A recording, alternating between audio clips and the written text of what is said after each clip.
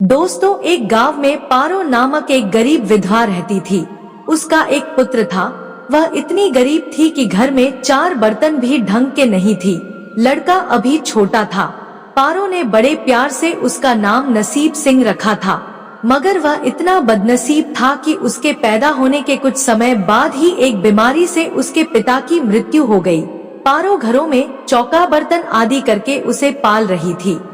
उसे पक्का विश्वास था कि नसीब सिंह बड़ा होकर उसके सारे संकट दूर कर देगा और उसका बुढ़ापा चैन से गुजरेगा।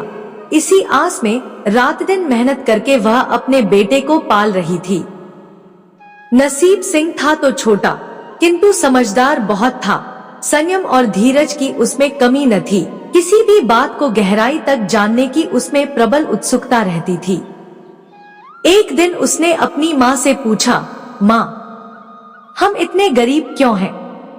यह सब तो ईश्वर की मर्जी है बेटे, दुखी स्वर में पारो ने कहा। सब नसीब की बात है।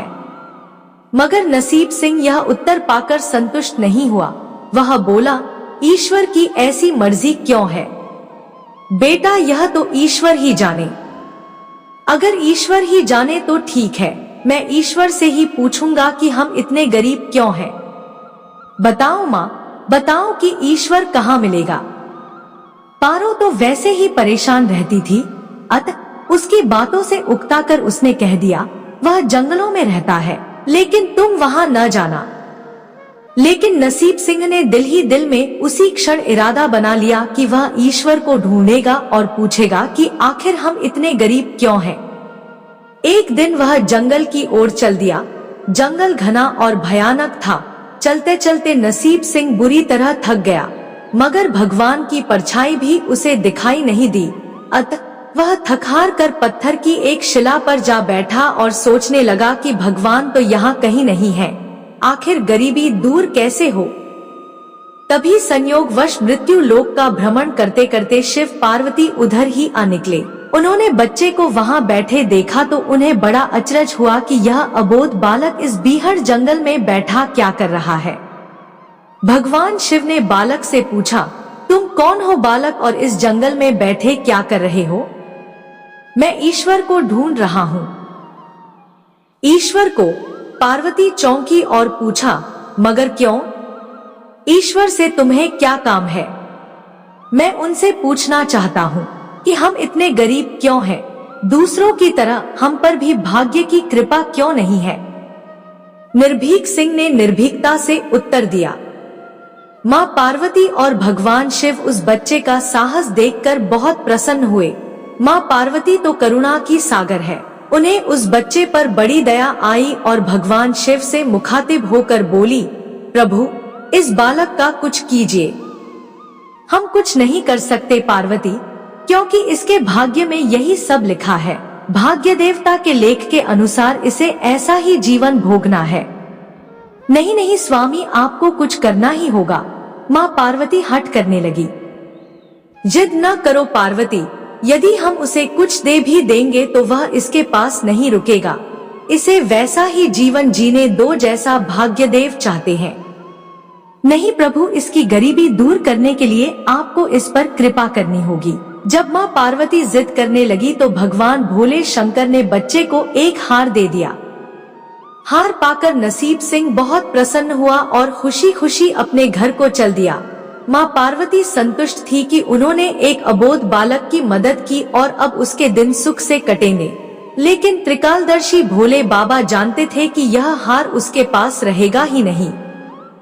चलते चलते नसीब सिंह के पेट में अचानक दर्द उठा और वह शौच के लिए इधर उधर देखने लगा। उसने भगवान शिव का दिया हार पत्थर की एक शिला पर रख दिया और झाड़ियों के पीछे चला गया। तभी एक चील कहीं से उड़ती हुई आई और उस हार को उठाकर उड़ गई। अरे मेरा हार! सब कुछ भूलकर लड़का चील के पीछे भागा। मगर कब तक वह चील का पीछा करता, कैसे पकड़ता उसे।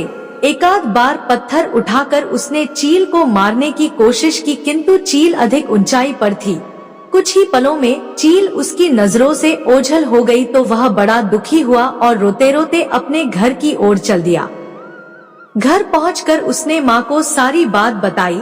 मगर पारो को उसकी बात पर बिल्कुल भी विश्वास नहीं हुआ। हाँ, उसकी बात सुनकर थोड़ी सी उदास अवश्य हो गई, लेकिन नसीब सिंह माँ की उदासीनता देखकर हतोत्साहित नहीं हुआ। उसने मन ही मन निर्णय लिया कि वह कल फिर वहीं जाएगा और भगवान शिव पार्वती को अपनी विपदा सुनाएगा। उसका विश्वास था कि भगवान शिव उस धूर्त चील को अवश्य ही दंड देंगे। भगवान शिव ने पार्वती से कहा, देखो उसके पास कल वाला हार नहीं रहा, उसे एक चील ले उड़ी है और दूसरा हार पाने व उस चील को दंड दिलवाने की इच्छा लिए वह लड़का आज फिर आया है। पार्वती देवी ने फिर भगवान शिव से प्रार्थना की, आप चाहे चील को दंड दें या न दें, किंतु इस लड़के की सहायता करके इसकी निर्धनता दूर करें। हम अब कुछ नहीं कर सकते देवी, यदि तुम जिद करती हो तो हम ब्रह्मा से कहते हैं, वही इस बालक की कुछ सहायता करेंगे। कहकर भगवान शिव ने ब्रह्मा जी को बुलाया और सारी बात बताकर आग्रह किया कि आप ही इसकी कुछ मदद करें। तब ब्रह्मा जी ने लड़के को हीरे की एक अंगूठी दे दी। लड़के ने अंगूठी जेब में रखी और खुशी खुशी अपने घर चल दिया। उसने सोच लिया था कि वह अब एक पल के लिए भी अंगूठी को अपने से अलग नहीं करेगा। चलते चलते अचानक उसे प्यास लगी। वह सरोवर के किनारे पहुंचा और जैसे ही वह चुल्लू भरकर पानी पीने के लिए झुका, वैसे ही उसकी जेब से अंगूठी निकलकर पानी में जा गिरी और इससे पहले कि वह उठाता, एक मछली उसे निगल गई। नसीब सिंह फिर रोते रोते घर आया और माँ को सारी बात बताई। बेटा, जब तक भाग्य में नहीं है तब तक कोई भी चीज नहीं रुकेगी, माँ ने उसे दिलासा देते हुए कहा। जब भाग्य देवता खुश होंगे तो मिट्टी भी सोना बन जाएगी, मगर इस प्रकार किसी के देने से हमारी गरीबी दूर नहीं होगी। उसे समझाकर माँ अपने काम में लग गई, मगर नसीब सिंह भी हार मानने वाला नहीं था। उसने मन ही मन सोच लिया था कि वह कल फिर जाएगा। तीसरे दिन वह फिर जा पहुंचा। शिव और पार्वती उसका यह साहस देखकर बहुत खुश हुए। शिव जी ने इस बार ब्रह्मा जी के पास जाकर बात की कि वह लड़का तो बड़ा साहसी है, इसका कुछ उद्धार किया जाना चाहिए। तब ब्रह्मा जी ने सलाह दी कि हमें भगवान श्री हरि के पास जाना चाहिए, वही इसका कोई हल बताएंगे। अतः वह श्री हरि के पास जा पहुँचे। पूरी बात सुनकर भगवान विष्णु ने नसीब सिंह को कुछ हीरे दिए। हीरे पाकर वह बहुत खुश हुआ और इस बार बिना कहीं रुके उसने सीधे अपने घर जाने का निश्चय किया, क्योंकि 2 बार उसकी चीजें खो चुकी थी। जब वह घर पहुंचा, माँ घर पर नहीं थी। अतः नसीब सिंह ने हीरे एक लोटे में रखकर कोने में छिपा दिए और माँ को ढूंढने निकल पड़ा। वह मन ही मन सोचने लगा कि अब माँ को किसी के घर काम करने की क्या आवश्यकता है, अब तो वह भी अमीर बन गए हैं। उधर पीछे से चोर उसके घर में घुसे और जो भी सामान हाथ लगा लेकर भाग निकले। उस सामान में लोटा भी था जिसमें हीरे रखे थे। जब वह माँ के साथ वापस आया तो देखा कि हीरे गायब थे। इतना ही नहीं, घर का दूसरा सामान भी गायब था। अब तो उसकी माँ को बहुत गुस्सा आया। वह बोली, क्यों मुझे नई नई कहानियां सुनाकर पागल बनाता जा रहा है। सारा दिन आवारा की तरह इधर उधर भटकता रहता है और शाम को पिटाई के डर से कोई नई कहानी सुना देता है। माँ की डांट सुनकर लड़का रोने लगा। वह तो केवल वही जानता था कि जो कुछ भी उसने बताया था वह सत्य था। डांट खाकर लड़के की हिम्मत और बढ़ गई और अगले दिन वह फिर उसी स्थान पर जा पहुंचा। भगवान भोले शंकर सोचने लगे कि इस पर इतनी मुसीबतें पड़ी लेकिन इसने हिम्मत नहीं हारी। इससे वह बहुत प्रसन्न हुए और भाग्य देवी के पास जाकर बोले, यह लड़का बहुत ही साहसी, हिम्मती और धीरज वाला है। ऐसा व्यक्ति अभागा नहीं हो सकता, इसे कुछ दे दो। आज्ञा पाकर भाग्य की देवी ने नसीब सिंह को सोने का एक सिक्का दिया। सिक्का लेकर नसीब सिंह खुशी खुशी अपने घर को चल दिया। जब उसने घर जाकर वह सिक्का अपनी माँ को दिया तो उसकी माँ बहुत खुश हुई। अब क्योंकि उन पर भाग्य देवी की कृपा हो गई थी, अतः सारे काम ही अपने आप शुभ होने लगे। दूसरे दिन ही एक मछली वाला उसके गांव में मछली बेचने आया तो लड़के ने वही सिक्का देकर मछली खरीद ली। उसकी माँ ने मछली का पेट चीरा तो वह अंगूठी निकली जो ब्रह्मदेव ने उसे दी थी और जो उसकी जेब से तालाब में गिर गई थी। माँ ने अंगूठी संभाल कर रख ली और नसीब सिंह से बोली, जा बेटा, जंगल से थोड़ी लकड़ियाँ ले आ, आज घर में ईंधन बिल्कुल नहीं है। लड़का कुल्हाड़ी लेकर जंगल की ओर चल दिया। वहां जाकर जिस पेड़ पर लकड़ी काटने के लिए चढ़ा, वहां उसी चील का घोंसला था जो उसका हार उठा कर ले गई थी। लड़के ने देखा कि चील कहीं आसपास नहीं थी।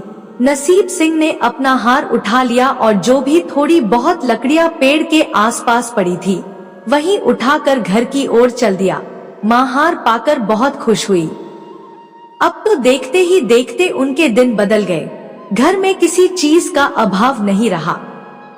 फिर ईश्वर की कुछ ऐसी करनी हुई कि जो चोर उसके घर से हीरे चुरा कर ले गए थे, उन्हें सपने में महादेव ने चेतावनी दी कि जो हीरे उस लड़के के घर से चुरा कर लाए थे वे तुरंत वापस कर दो, वरना तुम्हारा सर्वनाश कर दूंगा।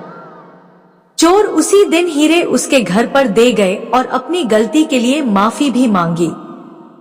इस प्रकार उस अभागे का भाग्य चमक उठा।